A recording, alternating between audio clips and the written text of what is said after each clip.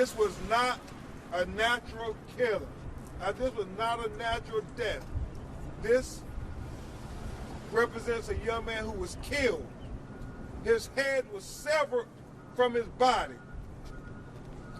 His vertebrae, his spinal cord, was in another spot they discovered away from his severed head.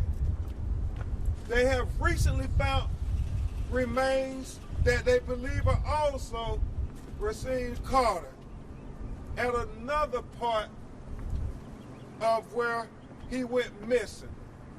And what that tells us is that this was a nefarious act. This was an evil act. Somebody murdered Rasheem Carter. And we cannot let them get away with this. And so today, we're calling for the Department of Justice to open an investigation as to what happened to Rasheem Carter. Somebody seen what happened to Rasheem. And it doesn't make any sense at all, because the text message that his mother got before he went missing is a part of the clue to solving this murder. And it has to be investigated. Do you want to read it, Tiffany? I'll read it. You have to say the name. But, Okay. and what date it was? This was on October the 1st. My son texted me. This was after him and I had gotten off the phone. He said, me and the owner of this company not seeing eye to eye, Mama. His name, which I can't say at this time, but if anything happened to me, he's responsible for it.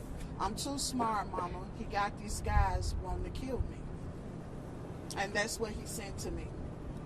And then he went missing. And then his remains were found with his head dismembered from his body, his spinal cord separated from his head, and his other body parts are still missing. Tiffany deserves answers. This community deserves answers. Justice for Rasheem Carter. Justice for Rasheem Carter. Justice for Rasheem Carter. Justice for Rasheem Carter.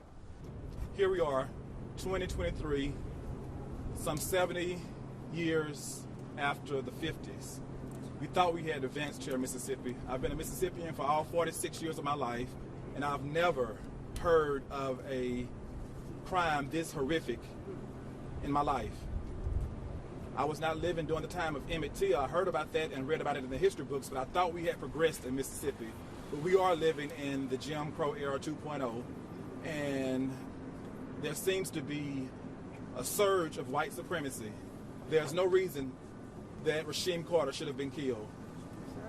He was dutifully and gainfully employed, just trying to make a living for his young child, and ends up dead, chased by what we believe to be white supremacists, a lynch mob. And so we're going to stand with Attorney Crump and stand with his family to fight for justice. We need the Civil Rights Division of the Department of Justice and the highest levels of government to come child defense in Mississippi. Amen. Because as wise the Carters today, it could be my family tomorrow. It could be any black American in Mississippi. It could be any of us. There is a new surge of white supremacy, and none of us should feel safe until all of us feel safe. And so we will fight for justice until the end. Watch breaking news on YouTube. Subscribe to ABC7 Chicago Eyewitness News.